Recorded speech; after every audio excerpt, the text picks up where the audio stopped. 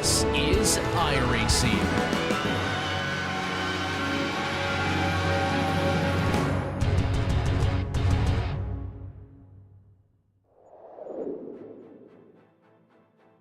Last week, Charlotte proved too much for the drivers, with Jacob Reed's winning streak ending and Joram van Hicks's run of top fives coming to a close as well. So as we go from a tight technical roval to the wide runways of the Daytona road course, who will play their cards right and pull out the ace at the end, and who will wish for a return to the bespoke circuits of the previous weeks? We'll find out soon as we get ready to watch round 9 of the iRacing IMSA Vintage series, and you'll see it all live here on the Global SimRacing Channel. Hi, I'm Adam Lundgren, and with me in the booth is Craig King. Our director is Christian Deploy, and he's using cameras provided by Dougie Beard. A regular stop on the Classic Series calendar, Daytona Road has a storied history with IMSA. To find out what makes this place tick, let's take you down to our GSRC track guide. Welcome to the Daytona International Speedway. While many oval fans associate this Central Florida track with mainly NASCAR, the road course has gained just as much worldwide fame thanks to it hosting motorcycles and sports cars for decades. In fact, the flagship road race, the 24 Hours of Daytona, has become a major draw for drivers of all disciplines, many eager to have a go at endurance racing. The stats make this place sound relatively simple, with 12 corners on the regular road circuit and 14 on the NASCAR version, both spread amongst 3.5 miles. Indeed, a majority of the lap is spent on the oval portion, where you fly along the notoriously steep banking. But it's easy to underestimate the challenge presented to the drivers. The infield portion begins with the scary kink entry of turn 1. Not only is it the fastest part of the track, but the transition from the banking to the flat tends to upset the car as you slow it down. There's also the bus stop chicane on the backstretch. Added in the 80s, this is a tricky piece of circuit that punishes a poor exit severely, with it leading back into the latter half of the oval. As you'd expect, the long periods on throttle mean that drafting tends to play a factor in the racing. It also means passing isn't usually too great of an issue if you have the pace to catch someone. The more difficult thing is managing to gap your opponent so that they don't ride in your slipstream once you get by. With half a century of endurance racing collected among these walls, it's not unfair to say that road racers have just as much claim to call Daytona home. Fans who come to watch certainly won't be disappointed by the high speeds and fantastic thrills it invariably provides each year. Well, Craig, lots of different cars have driven this course before, and both on the oval and the road course, but how are the IMSA Vintage cars going to take it today? Well, it's kind of similar to what you would see nowadays in modern day Rolex 24 with the modern day GTP. So these cars, a lot of high speed corners and the slow corners, the International Horseshoe and the West Horseshoe, very tough for these drivers because they have to keep that speed up and keep it up, but also don't bog down. And with a gear stick here, remember, a manual shifter, that's going to be very tough for these cars. For the GTOs, that infield is treacherous because you see the dog leg, that little kink. The problem with the dog leg in those GTOs, you have to brake there. So every corner on this track can be used for multi-class racing, but you don't. So turn 1, it's going to be one of those big danger zones as well. So much wide space, so much speed. The exit will be vital. And then the Le Mans chicane, well, the name of the game for that is don't get an off track, and hopefully it'll be good. But an hour-long race, you can't win it on lap 1. But earlier this week, you can definitely lose it. Absolutely, and drivers who were at threat of losing their championship leads were both Jacob Reed and Joram van Hicks are championship leaders for both classes. Jacob Reed foul of the race course last week and ended up getting only 9 points for that race. He did complete 75% of the laps, so he got points for the race. Shady Ahmad did not show up last week, so broke a streak of competitive finishes, but that actually put him a little bit further behind Jacob Reed. Jacob still holding over a win over Shady Ahmad. Nick McConos is a lot closer to Shady Ahmad after last week, even though he had a little bit of an issue because Shady didn't show up. And then Brendan Lim is closer to Nick McConos because of Nick's problems last week. Christoph Lesnick only 8 points behind Brendan Lim, and then it's Ilka Codesalo, Gabri Martinez, Jack Wells, Fabian Youguth, and Brandon White, which round out the top 10 of the GTPs. But what about the GTOs, Craig?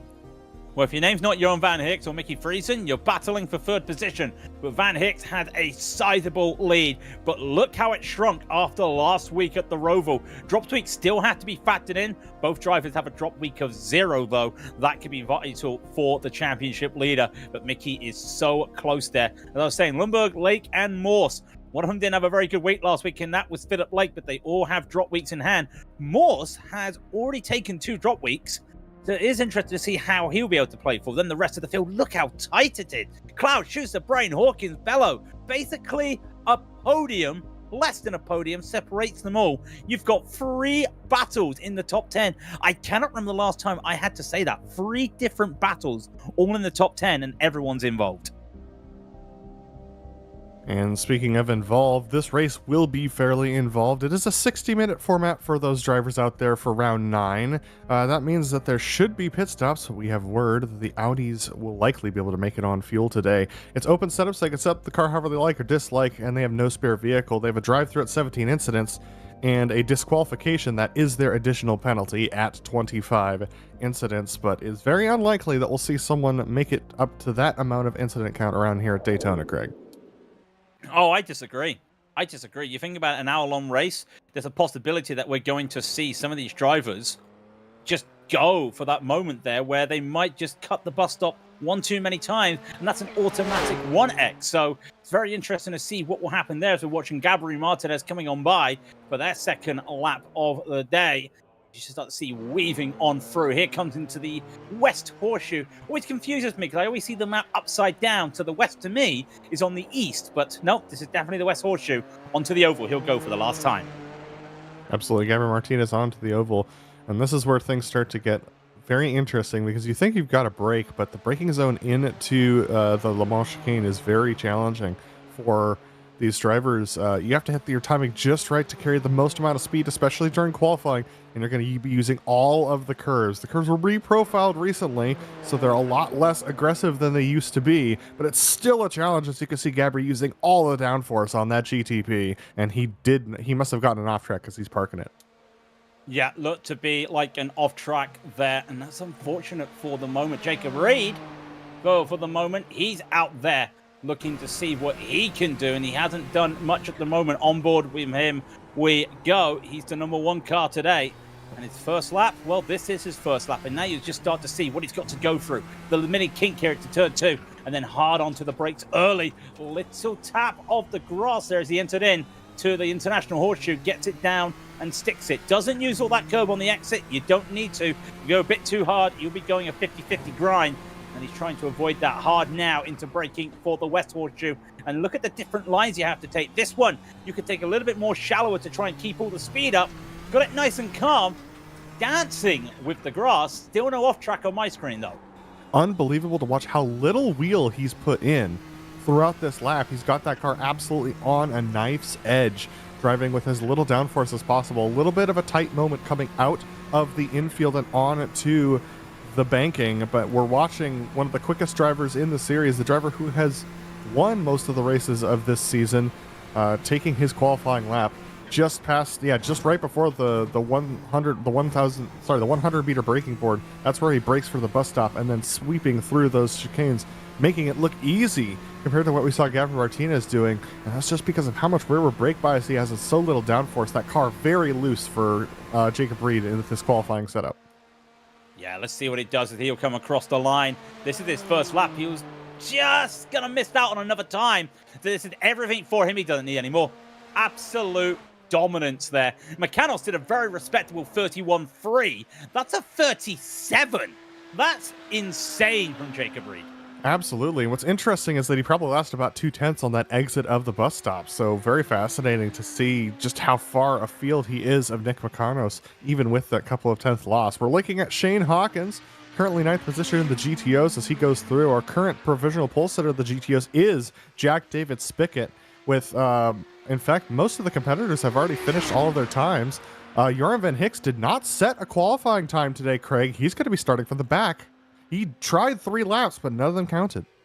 None of them counted. That's crazy. And also, you notice Mickey Friesen down in 7th. It's a really scary and really crazy qualifying today for these cars. They know how much it's going to be vital as Shane Hawkins now goes up into 7th. Some of these guys realize how important it's going to be. I'm looking at the stats. I'll have to come back for the GTOs. Jacob Reed smashed this week's fastest qualifying time. Well, put it like this. The fastest qualifying time was set by Lesniak earlier in the week, a 1:31.162. Yeah, that's 4 tenths faster than anyone has gone in qualifying this week by Jacob Reed. Absolutely. The weather conditions benefit it too. 76 degrees Fahrenheit on track. That's 24 Celsius as Noah Lundberg pulls into the pits after his 3rd lap. Joran Van Hicks still doing some test laps out there, but all of our times have been set. Jack David Spickett will get pole position in the GTOs. Important to note, it's a draft track today for the GTOs, and they're all going to be trying to save fuel to make sure they zero stop this race. So it's going to be very interesting to see how that plays out for Van Hicks and whether he can get back through the field. But our starting grid is set with Jacob Reed smashing at the best pole time of the week with a 1:30.7. Nick Bacanos a 1:31.3, only 2 tenths off of the previous best of the week. Row 2 is Farron Grau with Pepe Fuentes behind Nick Bacanos, and then we've got Shady Amada in 5th and Ilka Kodosalo 6th. Row 4 is Alex Millward and Christoph Lesniak in the top 10, rounded out by Gabri Martinez and Neil Debacour. And then we've got 11th position, who is going to be Fabio Dom. Fabio Dom starting off in 11th with Drew Shuck in 12th position. Francisco Lopez in 13th on row 7 next to Danielle Nons. Stefan Leslie starting off row 8 with Adrian Pacheco next to him in row 8. And then it is Adam King, the first driver to not set a qualifying time, with Carlos Fonseca and Mark Jimenez rounding out your 19-car GTP field. GTOs is very close, but no fastest lap time of the week for qualifying for Jack David Spickett. 2 tenths slower than the fastest time, but he'll be alongside Doug Cloud, who he just pipped, and Henry Morse, he just pipped even more, and Yoni Hagner just pipped even more into 4th, and then Josh Brain will be 5th. Noah Lundberg will be 6th, just beating Shane Hawkins on the virtue of setting his time first. He'll be in 7th. Mickey Fries will be 8th. Roman Bella will take 9th, and Martin Craytrick will be down in 10th. And then we get to Fulton Pollock, who will be in 11th. Aitor Sintez Galindo back in the GTOs again. For 12th, Justin Mullins will be 13th. And Cam Jordan, I almost thought that was Cam Porter. I know he's watching today. Sorry, Cam. Last of the time qualifiers in 14th. Johan Van Hicks, as we mentioned, did not set a qualifying time for these 15 GTOs, 19 GTPs, and I think 19's kind of the speed of the wind right now, Adam. It's very windy out there. It's actually 16 mile per hour out there for the drivers. Very windy for the race, so that will be affecting them with their downforce. Curious to see. It's out of the southeast, so yeah, that'll be a tailwind, won't it, down the front stretch, won't it? Now you're asking me questions that I can't think of. Southeast would be a tailwind coming into the front, into the tri-oval. I know they call it the front stretch, but it is, to me, still a tri-oval when you hit that start-finish line. So yeah, that's going to be quite interesting, because that also means that they're going to be getting a lot of the side wind coming into the chicane. This could be interesting, because the chicane is basically do or die for these first few laps, and that could put a lot of people in the back of the field. As you can see, the GTOs going through the Le Mans chicane right now as they head through there. Recently removed of the grass in the real-life version, but fortunately we still have some greenery around the track here in iRacing. As you can see, the Porsche pace car leading the field to the green as they exit turn 4 and head towards the tri-oval. It's a long run down to the tri-oval for Jacob Reed and for the Porsche pace car. This is where some passes can get made into turn 1, but the Porsche pace car pulls off Jacob Reed, controls the field. He can go at any point now that the pace car is in the pits, and he jumps immediately, taking Nick Bacanos by surprise. Pepe Fuentes and Farron Grau still side by side as they dive down into turn 1. Jacob Reed being very conservative on the brakes right now. Everyone being very gentle and conservative into turn 1. Very calm start for the GTPs. You know what, the GTOs, let's just wait to see as they come for braking into the first corner. They're keeping it very calm as well, and Henry Morse might have a go around the outside of Doug Cloud here. Be very interesting to try and make that move, but it's first lap. keep it nice and calm. And yep, Henry Morse does overtake the veteran as Cloud has to just yield that already. Johan van Hicks on the start, up 4 places at the back of the field. Justin Mullins having a little bit of a moment out there as well, but everything's quiet as they come on through. A little bit side by side. Noah Lundberg actually got a black flag. It's not 6 places, it's 4 places. He jumped the start. Oh, Noah Lundberg jumping the start. We haven't seen that penalty for a couple of seasons, for a couple of years actually, in the IMSA Vintage series. And I think the last time we saw it was when I was racing, back when it was the Camel series. There was a jump start from one of the Glacier Racing drivers. So that's going to be a heartbreaking moment for Joni Hagner to try, not for Joni Hagner, but that's just a really strange penalty to get at the beginning of the race. Strange penalty indeed. And now they come on to the oval banking. And it's interesting because the leaders, you can see on the timing tower of GTP, there they are, up there. And that wasn't Mechanos like lifting or serving a slowdown. He tried to go around the outside. Now, around the outside of the banking is slower. But when you've got this ground effect here that these GTPs have, it's kind of helpful to be able to do that. But he wasn't able to do much. Farron Grau in the background getting past Pepe Fuentes, who hopefully doesn't have to do a last-second dive like he did in the Lotus 79s last week. But it is very interesting to see what happens. Shadi and Mad losing time as well. Are a couple drivers in the GTOs having slowdowns, and our first spinner in the GTPs. It looks like it's Daniel Nass who just had a spin. The GTOs just crossing the line for the first time to start lap 2. Jack David Spickett still leads over Henry Morse, Doug Cloud, and Joni Hagner. And Noah Lundberg having to go to the pits to serve that black flag. That's going to take him out of the draft and pretty much out of contention for this race, Craig. The only plus side, if it's a plus side, doesn't need to fuel save as much now because he could just go half throttle through the pit lane. And if you go half throttle through even still, be able to save some fuel in the pit lane, maybe pick up a back marker that will help him. And then when the back marker picks, might be able to help him here. This is what we're going to expect, though, for the rest of the race. It's the draft train, and the top 5 already there. There's Joni Hagner, a second behind these guys. Josh Brain right behind Joni Hagner, but second behind him, Mickey Friesen. He will want to get to this train quickly. You don't want to get caught out like it's a Daytona Super Speedway.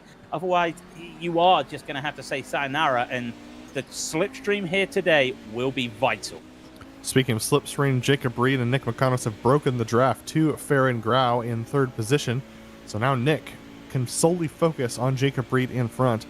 And you may think to yourself, well, what if Nick saves fuel and beats Jacob Reed on fuel strategy alone and then undercuts him into the lead?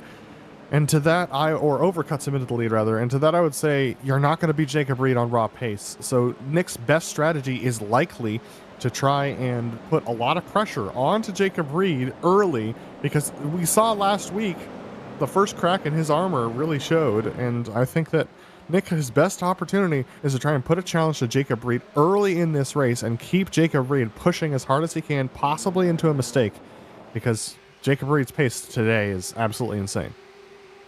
It's insane. It's always insane. As Johan van Hicks looking like he's trying to make some moves. He's going to have to try and go around the outside of Roman Bello, which very tough to do, but with the way these cars roll into the corner, it's not like a modern-day GT3. That's doable because of the way it rolls into those corners. So he's able to make that position. It would be a very good move. It's still a good move going around the outside of anybody for a corner. Where have I heard that before, Johan van Hicks around the outside? Regardless, he needed that. He needed that vital. He's up 8 places now at the start of this race due to what happened. And it looks like what happened to Noah Lundberg, it looked like it was a disconnection issue. He was there one moment, he wasn't. I've been there before. There's nothing iRacing can do. It doesn't pick you up. It thinks you're gone. So they had no choice. Absolutely. So Noah Lundberg now 15.3 seconds behind Justin Mullins, the last of the drivers without a penalty. Interesting to note, as we're watching Pepe Fuentes and Farron Grau have their battle for 3rd position, that Jacob Reed's entry into turn 1 is the widest I have seen it in these older cars. Obviously, the extreme wide line is the preferred line for the GTPs in modern IMSA right now in iRacing, but I haven't seen that from these older cars because it's harder to get them to turn across the bumps. They don't quite have the under tray downforce that the modern GTPs do. I've been seeing it in modern day GT3s by some drivers, from some of the top drivers. So it's surprising that you would then ask yourself, well, why can't they do it in the GTOs now? But it's not that easy. We've had a lead change in the GTOs, as you can see. Yoni Hagner taking the lead away from Jack David Spickett. That was just all power there. There is going to probably be a spinner coming up shortly. The spinner's only just entering the oval, so not a lot there. Alex Millward's had an incident. He has taken a tow, but the drivers will be happy to make these moves right here, Adam, because look, everybody's together. In fact, look at it. We've got 15 drivers today, and I count 12 all in this slipstream, because Shane Hawkins in 12th has the fastest lap time in a GTO right now. Absolutely, and that's due to the draft. He's got an extra 10 to 15 miles per hour on the straightaways that he's just attaching. Carlos Fonseca goes around in the GTPs now, and he's going to take a tow. So the track really conquering a lot of drivers, similar to last week, as we have a lot of passes going on in the front stretch for the GTPs. They're all tied together as they head into turn one.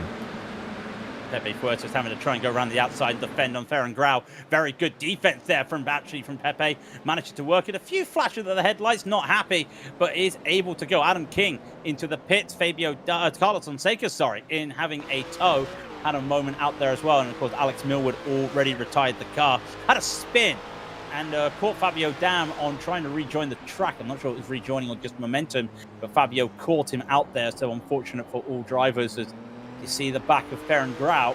He'll be happy with this at the moment, because in all due fairness, does any of these drivers have a slide there from Gabri, a bit too hot on the brakes? Does any of these drivers have the pace to the top two? Not sure at the moment, but Gabri, I'm not sure he's going to like that in the moment. He'll go side by side with Neil de Backer. He has got that cooler car inside, though. He might have to give that position up. So Fabio Dam, Adam King, Alex Millward, and Carlos Fonseca, the drivers from the GTPs who have taken to the pits already in this race. And we're on lap 5 for the GTPs, less than 10 minutes into this 60-minute race. The track already starting to take its toll on some of these drivers. We're taking a look at Neil de Bacour, who's chasing down Gabri Martinez. Was not the one who almost ran to the back of Gabri. That was Christoph Lesniak, who Lesniak had his own little issue earlier on in the race. Ferran Grau catching up to the back of Pepe Fuentes as well as they cross the stripe. Yoni Hagner still leads in the GTOs. Jack David Spickett less than half a second behind, rather. Henry Morse in third position. Here's what happened to Carlos Fonseca exiting. The classic clipping of the grass. And my goodness, in a Nissan GTP of that era, you weren't walking away from that one. No, remember, we've got safer barriers now. We've got all these high-tech safety equipment that's at Daytona now. All that force that can just soak up the hit. It wasn't there back in the 80s. It just wasn't there. And unfortunately, that would have been a very heavy hit. Thankfully, in all due fairness, you've got to remember, as we're watching Jack Davis Pickett go, these weren't single body cars. Remember those from Le Mans in the early 90s that claimed a couple lives. These were still two-piece bodywork, so you had a little bit of safety. But again, we're not talking modern day standards here. I think you'd be getting the ambulance for that. I hate to say it, but it's just the nature of classic racing. Absolutely, but fortunately for the GTOs, none of them have fallen afoul of any sort of track-related incidents. Noah Lundberg's the only one who's had to go to the pits, and that was due to that disconnection issue at the beginning of the race that gave him the black flag. The rest of the field is under this blanket here all the way back to 12th place Shane Hawkins. Then it's a 5-second gap back to Justin Mullen and Cam Jordan having their own race. And it looks like fuel saving is absolutely the name of the game right now. Everyone just riding along behind Yoni Hagner, saving the fuel they need. Not even many pass attempts happening, but one that is happening. Ferran Grau, Pepe Fuentes, side by side. Yeah, and Pepe holds on to that position right now. So nothing going on there. And you'll see this a lot in this form of racing, because people have the overspeed and they're not looking to deliberately make the aggressive moves. It's just trying to keep everybody clean, and that's what you see with Henry Morse right there. This is early traffic. It's just one back marker, which, as we know already, is Justin Mullins, and it also looks like it's Noah Lundberg as well. So early days. We saw Henry Morse earlier. Interesting. The last 2 weeks, Henry Morse has had a victory in the Lotus 49s, and I keep hyping up, maybe, just maybe, he'll go for the second part of the Triple Crown. Not doing it today yet. Early days, though. We're 49 minutes. We're not even in the normal length of an IMSA Vintage race at the moment. It's worth noting that the current lap times that these GTO drivers are running are 1 second behind their best lap times of the day, and that is 2 seconds behind the best qualifying times of the week. So these drivers are absolutely fuel saving, and nobody wants to lead in the GTOs. I literally just saw Joni Hagner back off as he crossed the start-finish line to save fuel behind Jack David Spickett. We're taking a look at Nick Makanos and Jacob Reed as they're going to find their way around some of the traffic. Jacob taking his classic wide line, but look at this. They have to cut through this line of GTOs who do not want to move, and Nick Makanos trapped. Yeah, Nick McCann track. Aitor was trying to battle Shane Hawkins and had no way, and there's going to be a lot of traffic here. How many cars did he get by before the dogleg? He's trying to take it to the normal line, but he sees up ahead there's two cars side by side, and it looks like that is going to be finally Forbin Pollock, Roman Bella go in. This is the hard point. The dogleg into the braking for this, and you can see free wide, a little bit of bumping and grinding there. McCann needs to get that going. Forbin Pollock's going to lose another position to Shane Hawkins. Roman's got a bind up when he doesn't like a move going on there. McCann, we get it, but at the same time, McCann is in a race himself. He tried to get on by. He's lost 2 seconds just in that moment. Absolutely, yeah. McCann needs to make this happen, and the GTOs know it's going to happen, and he has to take the moves. This is one of those moments. I usually defend the GTOs in these moments and say the GTPs need to respect the GTOs line, but when it comes to those moments, those braking zones, you know the GTP is going to go up the inside, especially when they're battling for the lead of the race. But Nick McCann, 4 seconds behind Jacob Reed now, and Jacob has the race pace. Yeah, you can say never, but these let's look down at this. These top 7 at least are going to be in a train in the GTOs for the next 47 minutes. This is always going to happen unless these GTPs break up the train. It could happen. It might happen. You just don't know. Neil Bakur is also looking. He's going to try and go around the outside. This is something top drivers try to do, and it worked for him. Well, Christoph, sorry, it's Neil also trying to go around the outside. You can see it's a very risky move to try and go around the outside of turn 1 on traffic. But the speed differences here do work. I see a free wide behind. Drew Stutz is trying to go around the outside of Shadi Ahmad. Oh my word! What is that? That's amazing! And the meat of the sandwich there was Joram Van Hicks, our championship leader in the GTOs, so he was just trying to keep himself alive. There's Gabriel Martinez snaking his way through the traffic, as well as Neil Debacour. David Schutz and Shady Ahmad now catching up to the back of them as we ride on board with Mickey Friesen, who's just looking back at all this chaos. Mickey Friesen's like Ralph in that meme from the Simpsons movie saying, I'm in danger. They're all in danger here. They know they've got to race here and they've got to go. This reminds me, years ago, the Raw before the 24, when it was Mazdas as the lowest split, as the lowest car, followed by TCRs and GT4s. And you had GT4s just casually going around a train of 8 Mazdas around the start of turn 1. Lap 1, sorry. And that's just what it feels like to me right there. Mickey having to look behind. Please, just stay. Thankfully, Stephanie Leslie does, but that is the biggest fear in any GT class, in multi-class, Adam. You know yourself, it's having to keep your eyes on the rearview mirror coming for the Daytona chicane, Le Mans chicane, sorry, because you just don't know if that's going to be one car that will decide to have a little bit of a send on you, and you have to be careful. Well, and here's the problem. Mickey Friesen's now 2 seconds behind Josh Brain and falling. They've lost the draft to the top 5. The GTPs did end up breaking up that top pack, so these two, Mickey Friesen and Joram Van Hicks, championship competitors for the lead of the championship. My goodness, Daniel Nons, that was a dive and a half, breaking up Mickey Friesen and Joram Van Hicks. But Mickey Friesen and Joram Van Hicks, they can't hang around anymore. They now cannot fuel save. They have to push to try and stay with the leaders. Otherwise, they've lost their opportunity at a win with 45 minutes to go. I think they're going to be fine. Joram realized it right away. He realized that they were in trouble, and that was why you saw him starting to bump draft. He needs to give them a little bit of a push. And the more you see up ahead is the GTPs going through, the more this helps Mickey just catch up to the next car. So it's helping. It's not panic stations yet. It's panic stations if you want the win if you're these guys. Corbin Pollitt, Roman Bella, Martin Krajcik, Shane Hawkins, and Aitor Sintet Galindo. They're in a group, yes, and they're not catching up to that two-man pack of the championship leaders. It just feels like the Tour de France right now. The yellow jersey is belonging to Johan van Hicks. I think Mickey Friesen might have the hill climb jersey. Or Yeah, the polka dot, yeah. Yeah, the polka dot. We'll just call it the polka dot because they know they have to work together, and the front of the peloton's like, should we wait for the leaders? It is meant to be customary. Well, it looks like that gap is starting to close a little bit. Mickey Friesen up to 9/10 with Josh Brain. We're looking at Neil Debacour once again on Gabby Martinez. They got Drew Schuch behind them as well. Into turn one they go, side by side. Both of them have been playing a little bit less and fast and loose with the bumping and the side-by-side action here. As you can see, Drew trying to put some pressure onto Neil Debacour as Gabby Martinez took an opportunity in that turn one. Side-by-side they go again. Neil covering off that inside from Drew. Do you know what? Drew Schuch, this is not a driver we're used to.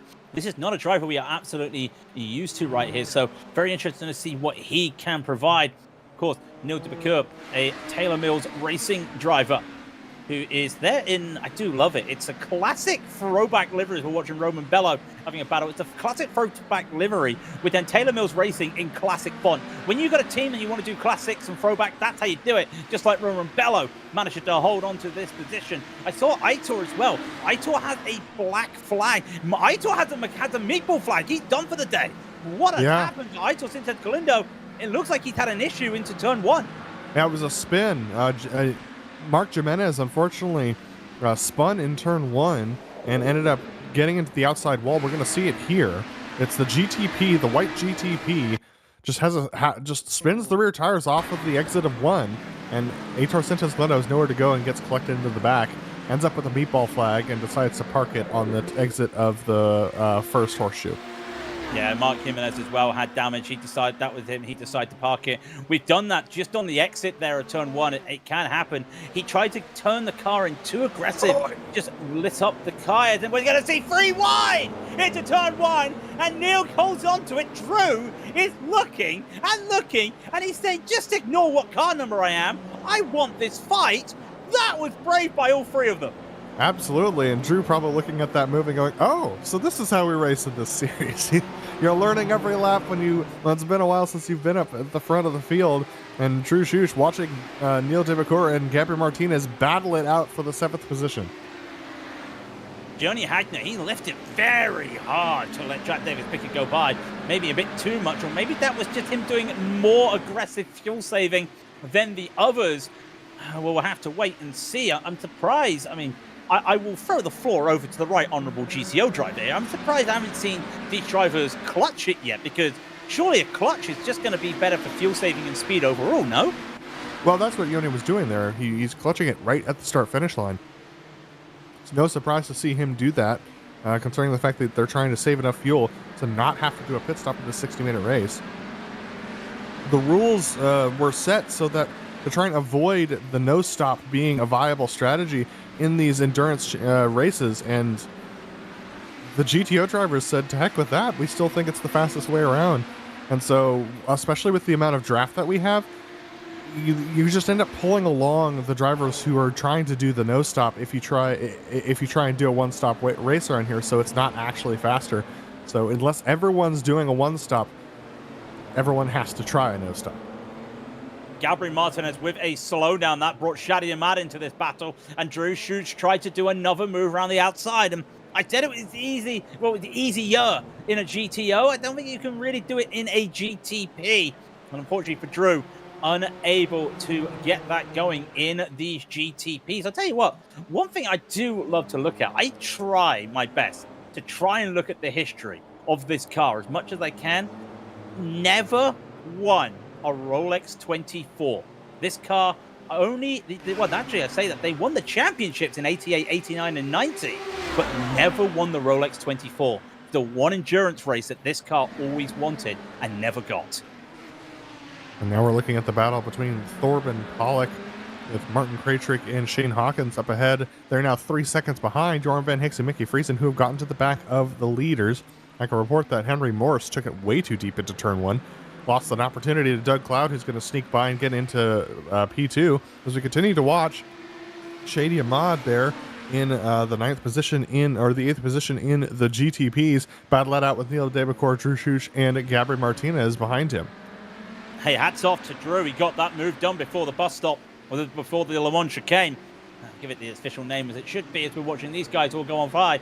Be interesting to see on that picture-in-picture if we're going to see another move here. And Neil does indeed decide that he wants to go for it here. He's going to try around the outside. They're going to go 2x2. There is a lap GTP who will just see this and go, I'm in danger. I'm in serious danger. Neil holds on to this. Neil gets it done around the outside. Very good move. Gabri Martinez did not see the lift there from Drew Schuch and almost went into the back of him. And now, finally, gets it done. And this is carbon copy for any Daytona slipstream battle I see. If you're leading, well, you're probably not going to be leading by the time you get to the International Horseshoe. Looks like a lot of drivers caught up under the wing of each other as they go through the kink. A lot of them just getting caught out there and losing a lot of speed through there.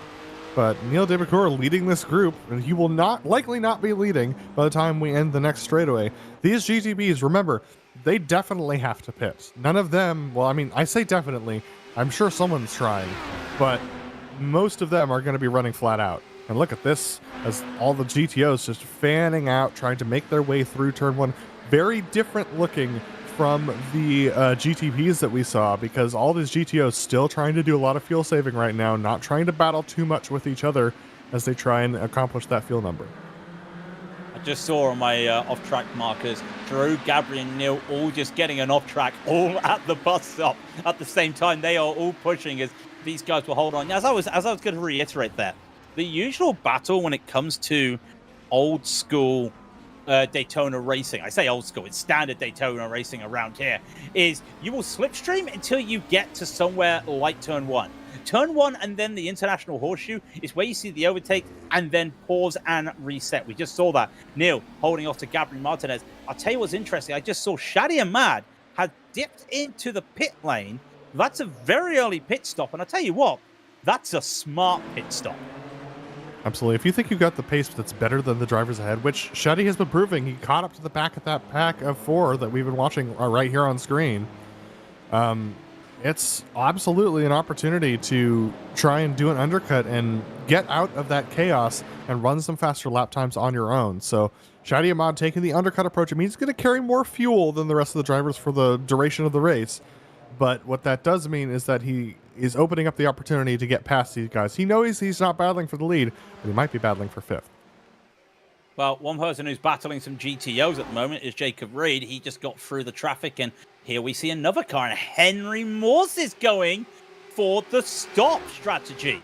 Been in that pack, and with the way he's been attacking on these straights, this doesn't surprise me.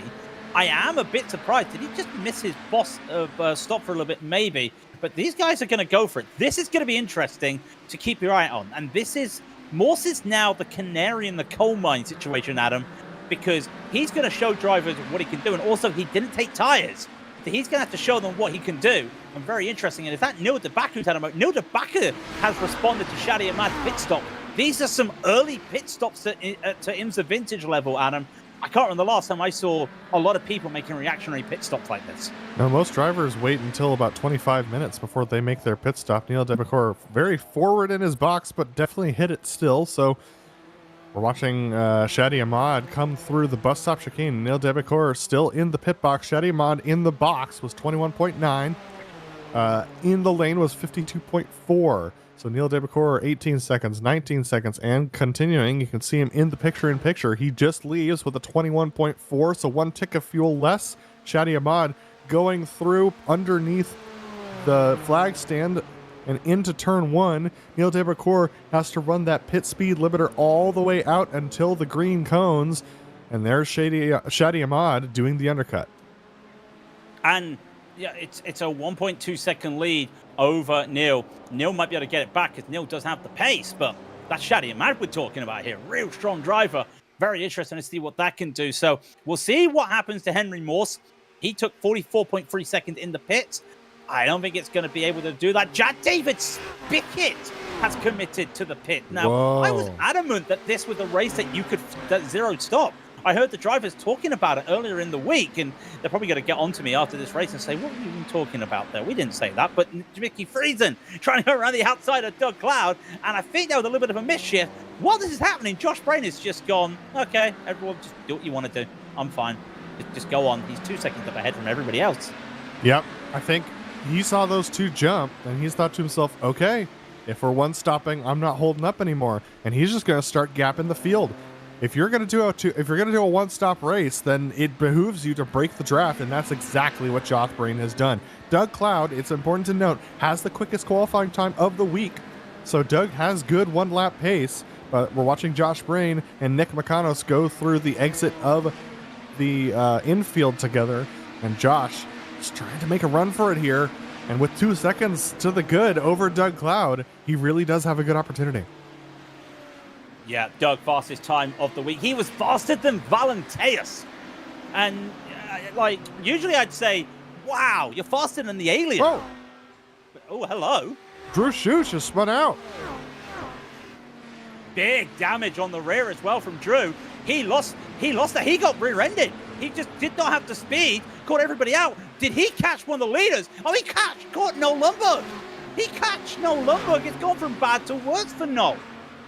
Yeah, Noel has some front right damage right now. That's hopefully not going to affect his pace too much, but that will affect the ability to make pace on the straights with the aerodynamic damage that he has. We're seeing Farron Grau right now in 5th position. Farron is caught up in a battle with Pepe Fuentes and Christoph Lesniak for what is now 3rd. But important to remember, Shadimon and Neil Debakur have both taken pit stops. They were battling for about 5th position, so should not affect this battle that we're watching on screen. Jacob Reed has about a 7-second gap over Nick McConos, and here's what happened to Drew. This is Gabri Martinez tucked in behind. Drew gets caught up by a GTO, and Gabri just keeps his foot in it.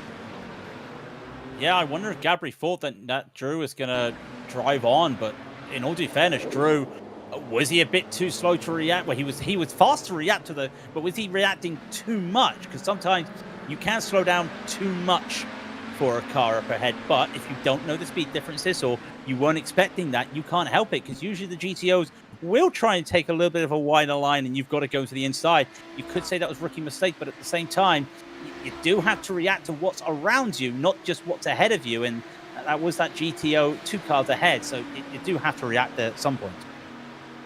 It's important to note, Noel Lundberg is the first driver to take a pit stop, but that was for the black flag, so we're not going to count him. Henry Morse is the first GTO driver to on the track right now who has taken a pit stop. That was a 13.1 second pit stop for 44 seconds of the lane. Jack Davis Pickett took 17.7 seconds of the pit stop for 49 seconds on the lane. So we're looking at around 45-second loss on pit lane. So keep that in mind when we start talking about times for the GTOs for their pit stops. Christoph Lesniak very tight in behind Pepe Fuentes as they go into turn 1. Still trying to chase Pepe down for that P3.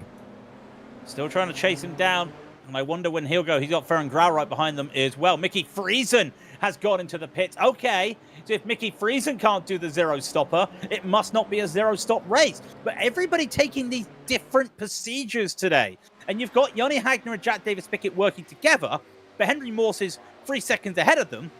What's this going to be for Mickey Friesen? Because there's Henry Morse. He was the first one. And now you see Mickey. He's already rolling. And it's just going to be very crucial just for the name of the game right now. Henry onto the tri-oval. Jack Davis Pickett right behind as well. That's Yanni Hagner and Jack Davis Pickett. Sorry, Morse just coming into turn 1. He'll overtake Mickey Friesen. We expected that. But this is the main battle. What happens to Yanni Hagner and Jack Davis Pickett? I think Mickey's got there. It's going to be slow. It's going to be tight. He's trying to get up to speed. And he's going to go side by side with Yanni Hagner. And he has to yield in. That worked well for someone that isn't doing a zero stopper. Actually, that worked really well for Mickey Friesen because now he's got drafting partners with 2 very quick drivers. So this is a great opportunity for Mickey Friesen right now as he's got Francisco Lopez tucked in behind him. But this really opens up the opportunity because now they have a draft pack that they can work with. So that's vital because it's important to note Josh Brain is out there solo lapping right now trying to set the quickest times that he can. Henry Morse is up there 2 seconds ahead. He's going to fall afoul of these drivers in this draft pack as they try to close up. And we still have half of the race to go. 30 minutes left on the clock. Well, we couldn't see Mickey's face, but I can probably think Mickey's reaction right now is, yay! Yay! Yay! I've got friends! I've got friends to work with! That's what he's feeling like right now. He's finally happy. He's in a position that can work for him. He's got Jack Davis Pickett right behind. He knows Jack isn't going to be too aggressive until the end. He's got Yoni Hagner. He knows what Yoni's going to do as well. So if they just work all together, they can go up. A second and a half ahead of them is Henry Morse. And they've been working together to catch up to Henry. That's vital. And also, have you noticed the timing tower as Van Hicks has started to really catch up to the back of Josh Brain as Doug Cloud goes around Martin Kraytrick? So lots of interesting stories going on in the GTOs as far as the pit stop strategy is concerned. The GTP is still going flat out. Jacob Reed with a 7.5 second lead over Nick Paganos. Nick Paganos making a similar gapping to Pepe Fuentes, who's still in that battle with Christoph Lesniak for third position. Jack Davis Pickett dropping in behind Mickey Friesen as both of them going into turn one. Looks like Mickey Friesen possibly still saving a little bit of fuel. Interesting, because we saw Yoni Hagner doing that heavy fuel saving early on. He must have realized that the number just wasn't going to work, Craig. But it's just a little bit of a bummer for Yoni because we know how the pace that he has. He could have used that pace earlier on, but you know, he went in for that early pit stop, which is great, but he's not really gained any benefits from that early fuel saving. As we see Pepe Fuentes and Krista Lesniak side by side as they've been caught up with this battle with Farron Grau now. Smart from Lesniak, smart there, because he may have just made a mistake there, but I think he had this spider sense in his mind that Farron may have went to go for that, and Farron went a bit too deep in. And here we go. Josh Brain has lost the lead. Now, this is he thinking, oh, I have to do a zero stop? Or is that a slowdown? I think that was a slowdown for him. I'm not entirely sure, but he went up high. Yeah. So yeah, no, that's a definite slowdown.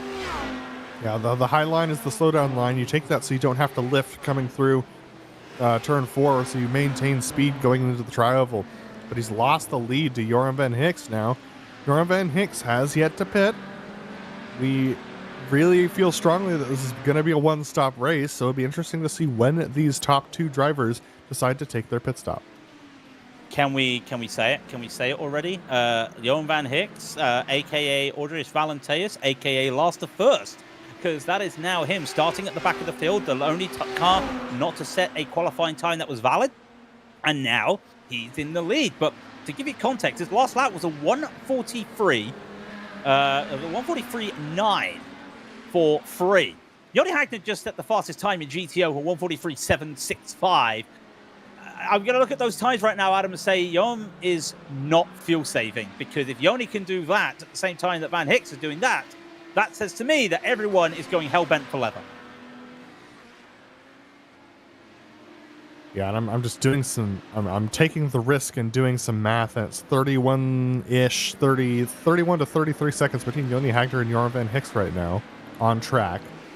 And that would be easily covered up by a pit stop from Yoni Hagner, given if there were no issues going on. So it's going to be interesting to see how Joran Van Hicks plays this, because remember, he was doing the last of first challenge, so he probably was already planning on doing a one-stop over the course of this race, but he's going to take his pit stop a little bit later.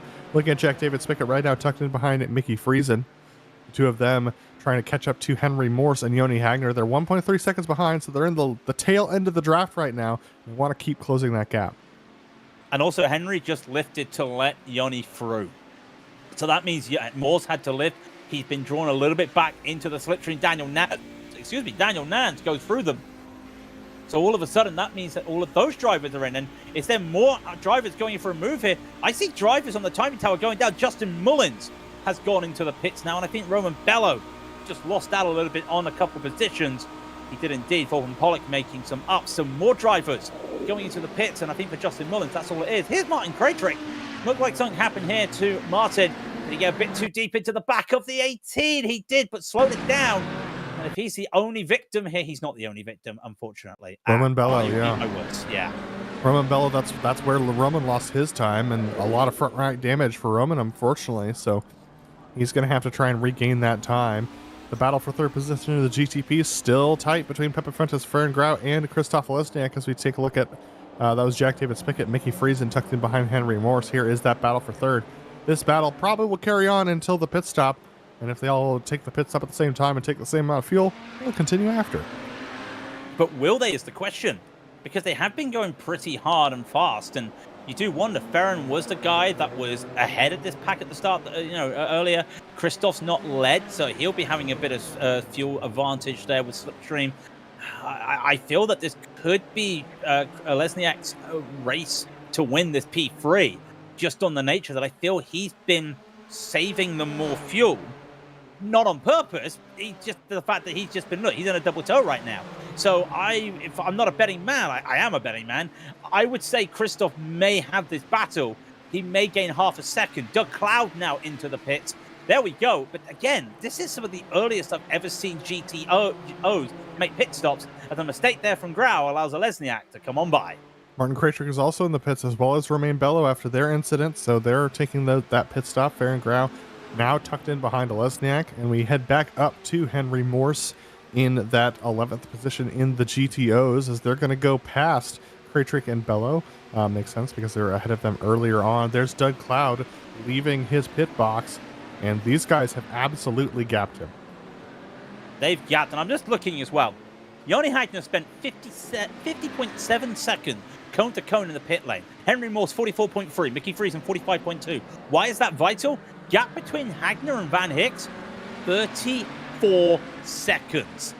It's working. But this also means that the top four even, have to commit to this no-stopper. Here's Romain Bello having to make a move out there. Not entirely sure what he's going to be able to do there with a lot of damage. He gets it done, but yeah, I feel right now that if you're the top three, you have to commit to this right now, because if you pit, it looks like it could be race over for you. And if I am Van Hicks, I'm not caring about the math to Joni Hagner, but what I am caring about is the math to Mickey Friesen, and that's still 36 seconds. So that's your calculation right there, is your championship rival, and Mickey Friesen's going to, if Van Hicks pits now and Friesen doesn't have any more trouble, that means that Friesen would have somewhere between a 5 to 8 second lead over Van Hicks. So unfortunately, just the lack of qualifying time really coming back to bite Van Hicks today. Yeah, but at the same time, he's putting himself in a respectable position here to try and get some moves, as continue to have some battles out there. Shane Hawkins now into the pits, and it's interesting. Most people will come to this race as Mickey Friesen having to slice and dice around with some drivers coming by. Most people come to this race, and when it's Daytona, anything multi-class, they go, yeah, but it's just boring. It's just like nothing happens. And I'm thinking to myself, you've got guys drafting. You've got guys strategizing how they're going to save fuel. People making sure they've got a drafting buddy or a drafting group, like you're the new kid at school and you're trying to find new friends. This, to me, strategy racing is fun. And this is, you may not think there's a lot going on the track. That's because everything's going on in their heads, looking at the numbers. And Adam has been crunching the numbers. I've been looking at the numbers. This is what racing is for me. And yeah, sign me up for this some more. I know it doesn't look good as a product on the screen, but when you're racing it yourself, trust me, this is fantastic driving to do.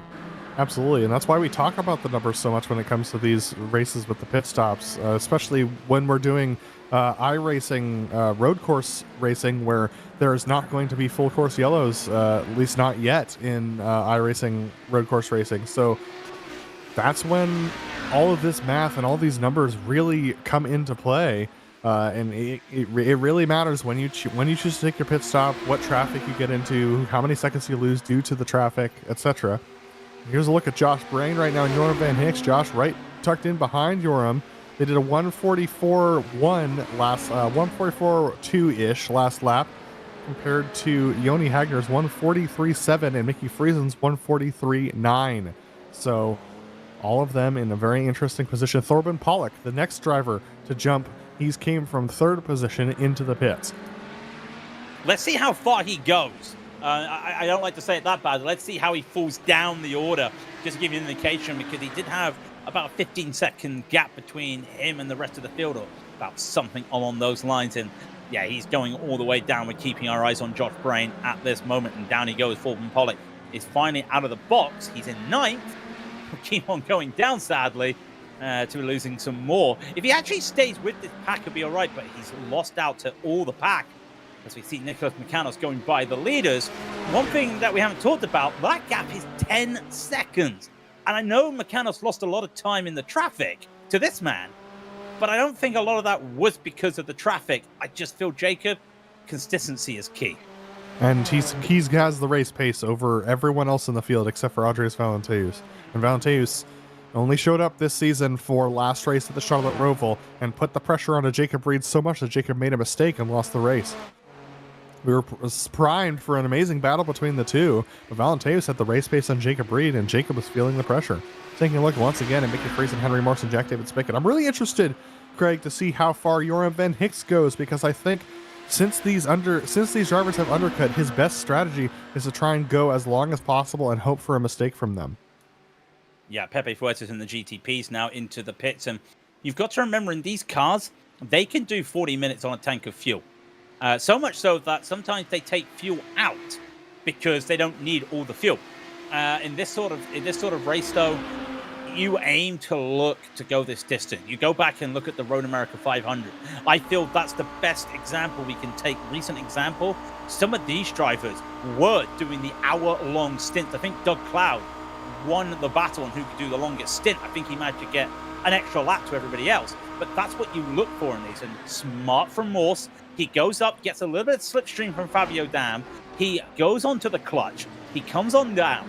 He loses a couple of positions. In fact, he slides a little bit, and he gets it stuck. And I mean, that reminds me here, back when clutching was enabled on some of the modern-day prototypes on the sim, Adam, you would get some of the pros clutching all the way into the corner and downshifting still on the clutch to go around the corner.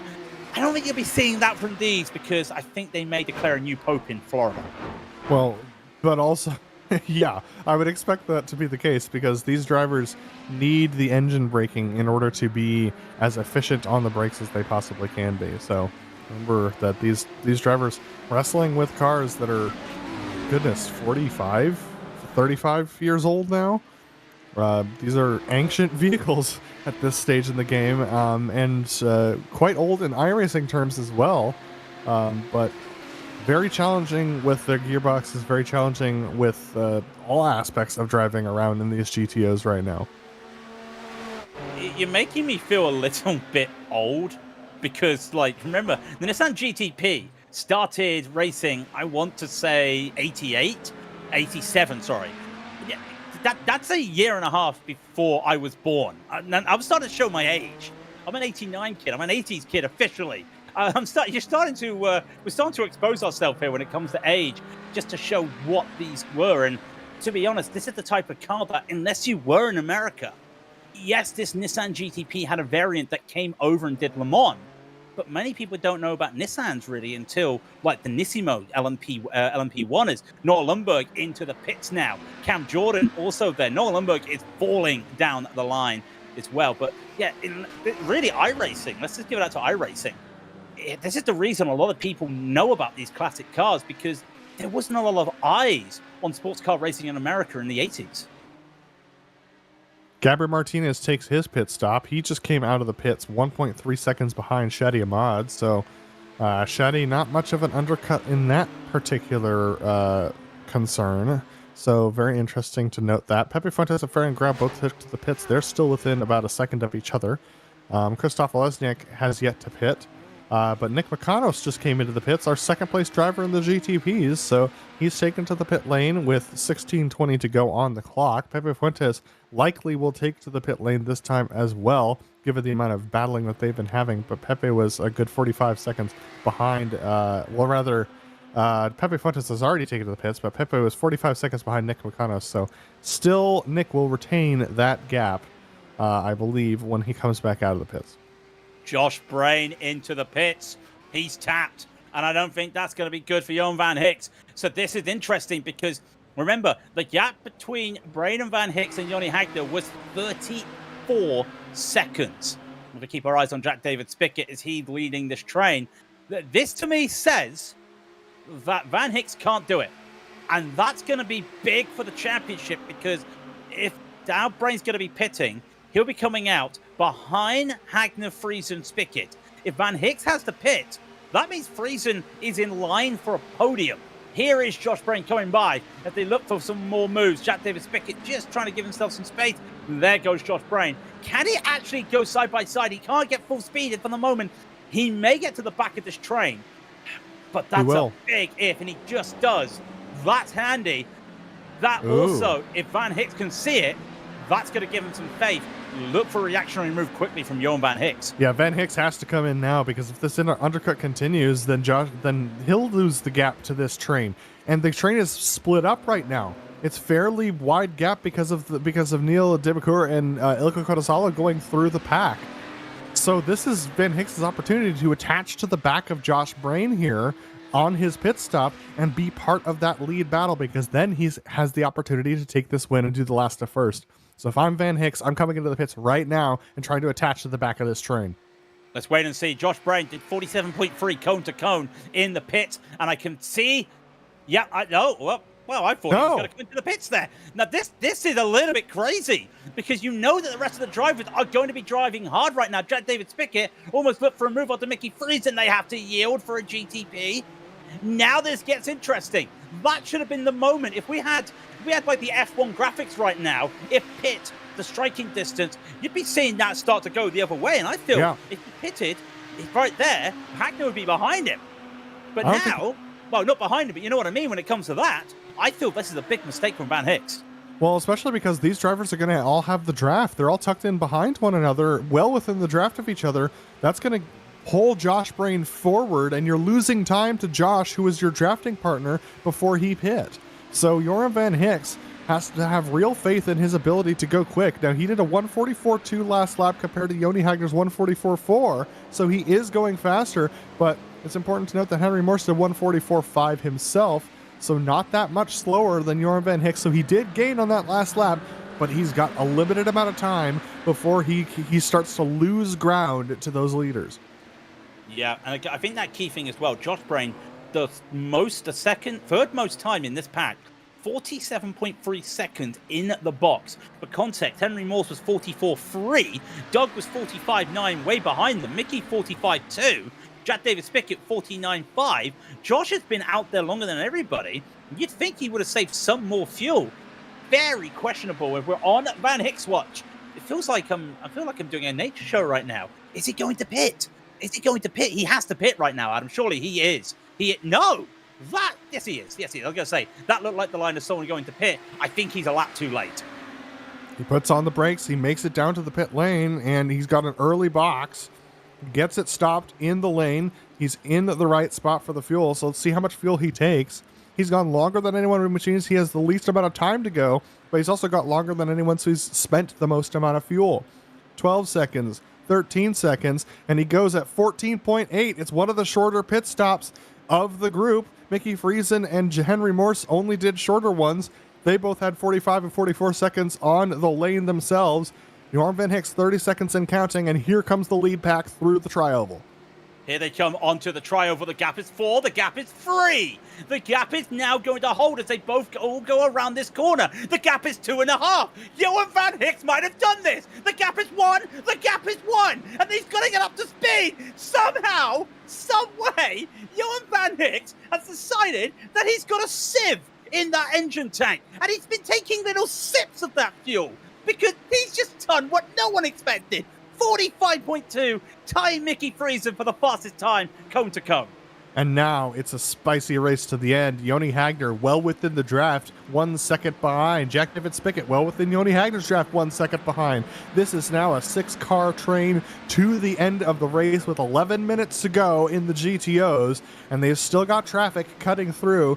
The largest pack of GTP traffic is going to be coming up to them about half a lap's time. So that's something that they have to keep in consideration. But Joni Hagner, his fuel saving time is done. He's now got to gun it up to Van Hicks and start to put that pressure on. Fuel saving done. Win time started. And you can see this is it. There's one battle in the GTPs. One. And that's Gabriel Martinez versus Shadi Ahmad. That's all you're going to see for the GTP. This is what we're seeing for the GTOs. And it feels like every time we come to an endurance race, and an hour-long race is an endurance race when it comes to these folks, it feels like we're always glued to the GTOs. Such is the nature. I'm not bad-mouthing the GTPs, Adam or chat. I'm not bad-mouthing. I'm just saying, when you want a flagship race, you look to these Audi GTOs. Absolutely, and interestingly enough, Yoni Hagner absolutely putting the guns on Jack David Spickett, leaving him behind. But unfortunately, he's going to run out of time. He's going to run out of space up ahead of him because his drafting partner, Jorn Van Hicks, was only 2/10 at the end of the straightaway. And that means Jack David Spickett could close that gap because Yoni Hagner can't go any faster than Jorn Van Hicks. So it really closes that gap down, and that Yoni Hagner was trying to break the draft to Van Hicks. And unless they could do something magical through the infield, which this is something we haven't talked about, Craig. Racing the infield consistently and quickly is extremely challenging, and these drivers are making it look easy such that we're not even factoring it into the equation. That is how good these drivers are in the GTO today. They turn in, and then they hit the brakes. They're not braking and turning in. And remember, a modern-day GT3 has the downforce. They can take it flat, not on the first couple of laps due to the cold tires, but they can take it flat, so they've got a chance. Hagner, last lap, fastest lap of the race, 1:43.741. Now we're getting to those speeds. 7:41 would be the 5th fastest time this week, and it's the fastest time that he's done all week, and he's looking for a move of Shadi Ahmad. It's now battling Gabriel Martinez, and we're going to have a change for the lead of the GTOs at the same time. Gabriel Martinez, you're not missing anything there. He holds on to Shadi Ahmad, but Yoni Hagner retakes his lead. Can't remember the last time he had the lead, and he got that with no issues. Van Hicks will let him have it because he knows Jack David Spickett and Mickey Friesen, they're there, Adam, but they're still in the slipstream, but they're just a bit too far behind. Right, but for who's this best for? It's best for Mickey Friesen that these two are battling up ahead because Mickey's trying to keep that gap to Van Hicks as small as possible and take as many points away as possible. It's round 9, and they're only separated by 9 points. Granted, drop weeks will come into play after round 11, but Mickey Friesen trying to keep the damage to Van Hicks down, and if they can close in and become a truly 6-car train, that means Mickey Friesen has an opportunity to put Van Hicks behind him even if he doesn't win. 44.5, 44.4, 43.9, 44.2, 43.8, and a 44.1 in the order there from first down into 6th. So that group is catching, and I was surprised to see Hagner make that lift there. I think he felt that he was a little bit off speed, decided against it, and, well, fair play, fair play. He did that as well. Just keeping an eye out there. Jacob Reed, he hasn't set the fastest time of the week. He has lost a little bit of time to Mechanos, but Mechanos spent 2 seconds more in the pit, so not one to keep your eyes out on. Just very interesting stat I just picked out there, but Jack is struggling in the infield. And I wonder, no wing differences, but it feels like a setup issue here because the infield, everyone's been doing fine in the infield, but Jack, I feel like he's been struggling on this infield today. I agree, and that means Mickey Friesen might need to get past him to try and make some speed. Shadi Ahmad and Gabriel Martinez continuing their battle for 6th position. Ferencváros left them behind to the tune of 6 seconds into that pit cycle. Ferencváros actually catching up a little bit to Pepe Fuentes, so possibly a battle for 4th position by the end of the race. 7 minutes to go for all these drivers, and Jack David Spickett can't seem to close that second gap to Yoni Hagner and Jorn Van Hicks. Granted, they're very quick drivers, but he's still got the draft. But I don't know, Craig. I'm looking at these GTOs, and I'm thinking that some of them might still be saving fuel. Do you know what? This wouldn't surprise me, because look, Yoni Hagner gets past Jorn Van Hicks. Van Hicks just lets him do it. And I do wonder if that's the opportunity. And I wonder if this is now a game of chess, because I feel Van Hicks may have underfueled here. Yoni Hagner, he spent the most time in the pit. Maybe he hasn't. But it's interesting. Mickey Friesen is there. And I now got to say this, and I don't like saying this when it's the caliber of a driver like Jack David Spickett or these guys at the front of the GTOs. I'm going to say it. I think Jack David Spickett is the cork in the champagne bottle right now. I think so. I feel that Friesen has to get by him. And he's not showing the frustration on his face, but he's got to be thinking it right now. Well, he's still got time. He's got 6 minutes to go. He's got about 4 to 5 laps left to try and make an opportunity happen, but he's got to start working on it now. But he's so far back of Jack David Spickett, part of me thinks that he's also a little low on fuel. I just think that these drivers might be a little tenuous due to their fuel situation. Jacob Reed, our leader in the GTPs, snaking his way through. We've got some other GTP backmarkers trying to cut their way through, and they've actually evenly gapped out this lead battle, which should accordion back together by the time we get to turn 1. So this lead group is going to be very interesting. Carlos Fonseca is going to try and split as many cars as he can. Here the battle going on. Nilton back here, getting past Francisco Lopez in the infield as Carlos Fonseca held up Jack David Spickett. Not what he wanted to see, but he'll get a little bit of slipstream from that GTP. And then Stephanie Leslie will be behind him as here's this battle still going on with Lopez. I know we got to keep looking at all the battles in the GTPs. That's the only battle we've got in the GTPs at the moment. Shadi and Mad just can't catch up to the back of Gabriel Martinez. Is there going to be a change here in the GTOs?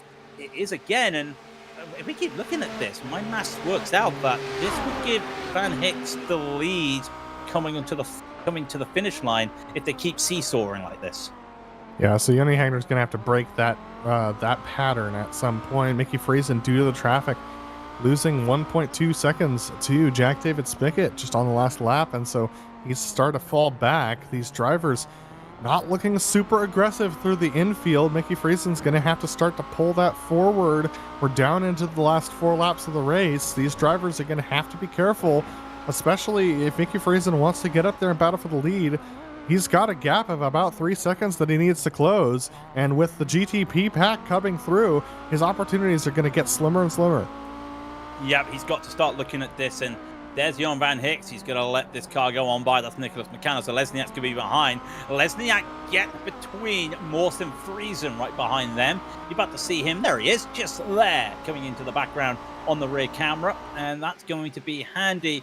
I've got to say, I've never seen a 60-minute race, Adam, where we had the top 6 basically all together. I know we've had Jack David Spickett losing time, but I've never seen this for a long time in a 60-minute race. It's great to see, but now you're wondering, is it now 2 battles happening here? Because I can't see Jack catching up. And yeah, you already answered it. Yeah, no, Jack lost the draft 1.5 seconds back, and that's where it really... that's where it disappears for you, and he's starting to drop like a rock. Now 1.6, 1.7. This is what happens when you lose that top draft, and that part of it might have been another reason why Van Hicks and Hagner were swapping, because they're just trying to keep the pedal to the metal as much as possible and let the driver with the overspeed slingshot pass make this a 2-car fight for the win. That's going to benefit Van Hicks for sure, because he doesn't want Mickey Friesen to be part of this battle and possibly chip it to his championship lead. And Hagner knows that his best opportunity to win this race is if he doesn't have to duel with the other 4 drivers. So Yanni Hagner took the lead going into lap 33. Almost got caught in the back from Pepe Fuentes there for a moment. That with a heart in the mouth moment. He knows it was a mistake. He put his hand up right away, just taking a bit too much speed. Everybody calm down. Everybody safe. So lap 33, Yoni Hagner takes the lead. Next lap will be lap 34. Van Hicks will take the lead. Final lap, Hagner takes the lead. Well, this is it now. This is the game of chess. If I'm Van Hicks, I'm not making the overtake this time by. Yeah, they're going to have to start playing their game. When they decide to play their Joker card is going to be the real trick. There's Neil Debecour having a spin and hitting the rear wing quite significantly on the exit of the Le Mans chicane, so going to have to carry that damage to the end of the race. Jacob Reed will have 2 more laps to go. He's coming into the tri-oval now with 2 minutes left to go and going to cross the line at 1:59. So Jacob Reed with 2 to go. That means these drivers also will have 2 to go coming to the stripe. Van Hicks with an off track. Van Hicks with a slowdown. Big time development here. Big time development. That's not good for him. He didn't want to lose this lead. He did not want to take... Well, actually, no, hang on. Did he want the lead? Or did he not want the lead? Farron Corrals had a toe as well in the GTP. The final few minutes are always chaos here. But here's the big thing. Van Hicks is still serving the slowdown. Jack David Spickett is in the fray. And here's Jacob Reed. Well, he's going for a little bit of a slide there as it comes to his penultimate lap. So still pushing is Jacob Reed, trying to make up as much time as possible. Joran Van Hicks able to still cling to 0.4 of a second, but they brought Jack David Spickett back into the fight. Unfortunately, Josh Brain's fallen off the back of this pack, so it is a 4-car fight now for the lead of the race. And they're closing in. They're on the penultimate lap for these drivers. So if Mickey Friesen wants to make an opportunity, he's got to try and close as much as possible on the next straightaway. He's going to have to take every risk as he possibly can over the course of this next lap. Jack David Spickett, he smells an opportunity. He lost that gap to the 2 leaders. He has now been gifted it back in the draft, and Mickey Friesen, he just doesn't have the pace for it. He's down almost out of draft range already from Jack David Spickett, and JDS still within a second of Joran Van Hicks. It's a 3-car fight for the lead as they head down to the backstretch for the penultimate time. Here's what happened to Grau. Yeah, he got a bit too tight here, and I think he may have washed out a bit too much and just caught together with Henry Morse. Henry Morse That's his fight out there. He's there now in 6th position. He's got 13 seconds between him and Doug, so unless there's a crash, he won't be able to lose any more spots per se. He's got a lot of damage. Slow Le Mans chicane for Jack David Spickett, but decent for the leaders. And this is vital, because they're coming up now to white flag. 0 is on the timing tower, and this means that the leader is on the last lap. Here's Jacob Reed. He's taking the last lap, and in the picture-in-picture, Van Hicks and Hagner. Remember, Hagner's the man in front, and I thought this would happen. Yeah, he's not passing. I thought this would happen. It's going to be the grandstand finish that we were all looking for. Francisco Lopez in 7th position. The GTPs is going to go to the inside. Both of these drivers are going to take away the apex from Yoni Hagner. Jack David Spickett's going to tuck in behind Joran Van Hicks. It's truly a 3-car battle for the win of this race. Van Hicks may have been setting up well for Hagner, but did he set up for Jack David Spickett? Jacob Reed going through the Le Mans chicane for the final time. He's going to hold off and just wait behind these GTOs, not take any risks. It's going to be interesting to see what kind of strategy Van Hicks plays here and what Yoni Hagner does. I think Yoni's just trying to run away as much as possible.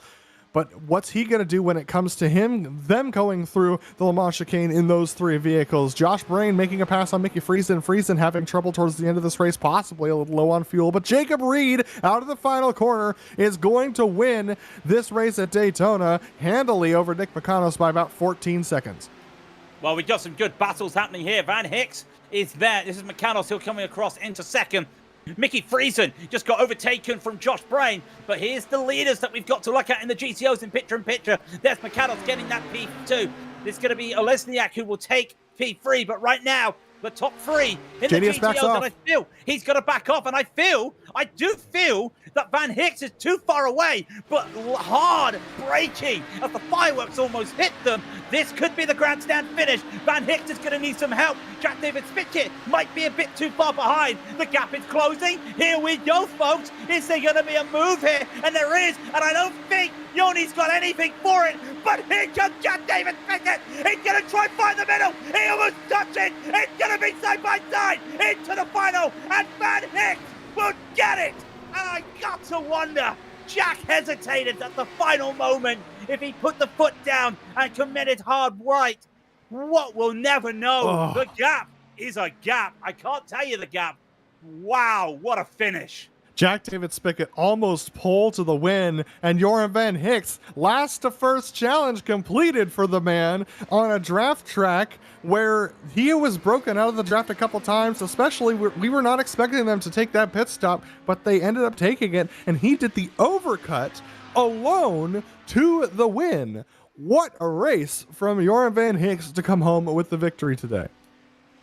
Just looking at the intervals here, and yeah, the gap is 0.021. That's the gap between Van Hicks and Jack David Spickett. I think while you go through those results, I'm going to have to look. That might be the closest GTO finish we've ever had. That was an amazing finish. Well played from all 3 drivers. Yoni Hagner, there's nothing he could do there to try and take this away, but my goodness. What a race we had, full of strategy and challenge for these drivers. But in the GTPs, it was a little bit of a different story. Just an all-out sprint from flag to flag. Jacob Reed coming home with the win over Nick Makanos. Krzysztof Olesniak putting a very good challenge to Nick Makanos towards the end of the race. 5 seconds in arrears of Makanos towards the end of the race. Pepe Fuentes is going to win that battle for 4th position with Gabriel Martinez a distant 5th.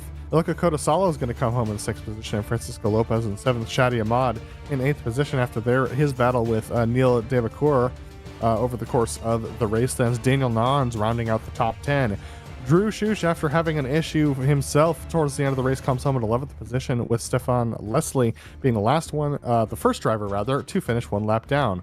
Sole driver on the 1 lap down, as Adam King and Adrian Pacheco both were 2 laps down. Farron Grau 3 laps down, Fabio Dom 6 laps down. The drivers who had real problems, Carlos Fonseca, Mark Jimenez, and Alex Millward did not finish. Well, in the GTOs, according to the spreadsheet, it is confirmed. 0.021, the smallest margin ever in a GTO field on broadcast. Van Hicks gets it. That's how quick it is. from Jack David Spickett. Johnny Hagner will be in third. Great finish by those three. And Josh Brain will be fourth. Mickey Friesen will be fifth, but that's championship implications there. Doug Cloud will fall down to sixth, and Noah Lundberg will be seventh. And then it's Martin Krajcik in eighth. Corbin Pollock will be ninth. Henry Morse in 10th, the last man on the lead lap. As we get to the second page, Roman Bello will finish a lap down after having get that damage fixed. Shane Hawkins will be 12th. Justin Mullins will be 13th. Cam Jordan will be 14th. But I know Aitor was talking in the chat. Unfortunately, it is true. Aitor Sintet Galindo, the only retiree in the GTO. Craig, we talk a lot about how IMSA Vintage provides amazing racing, and usually what we're talking about is those 40-minute races, but the 60-minute races come with their own special spice to them, and today proved to be no exception with how tight the GTO battle was, and it was all achieved on strategy. Joram Van Hicks doing the overcut, Jack David Spickett joining him for that overcut as well. Josh Brain joining him for the overcut of as well. Josh had an opportunity to be in that top 5 battle, but unfortunately just losing out over the course of the last little bit of the race due to race pace, not due to strategy. But what a fantastic race we had here from the GTOs.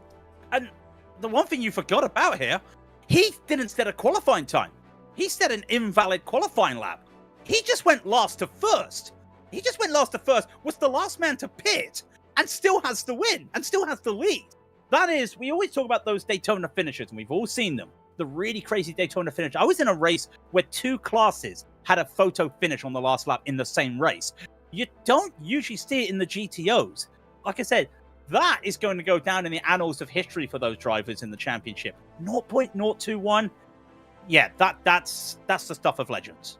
Absolutely, it's the stuff of legend. Jack David Spickett wishing that he had that victory under his belt, but Joram Van Hicks maintaining and even gapping Mickey Friesen in the championship going into round 10, which is going to be at Laguna Seca next week. It's another 40-minute round for these drivers, a very different beast, Laguna Seca in 40 minutes, and especially with the multi-class, it's going to be spicy, but that's going to close us out for this race. We want to give a big thanks to IMSA Vintage for bringing us on for another season, and I want to thank this week's team at Craig, Christiana, and Dougie. Make sure to check out our social media website and merchandise store, and don't forget to subscribe to our YouTube channel as well so you don't miss a moment like this one here on GSRC. Next up for GSRC is the Major Series European region at New Smyrna. Oh man, 23 degrees of banking for those drivers. It's going to be epic tomorrow at 10:45 Eastern Time. And don't miss the other races that are upcoming here on your screen. We hope you've enjoyed joining us today as much as we've enjoyed bringing this racing to you. And we hope to see you back again soon. But until next time, race clean, race hard, and we'll see you on the track.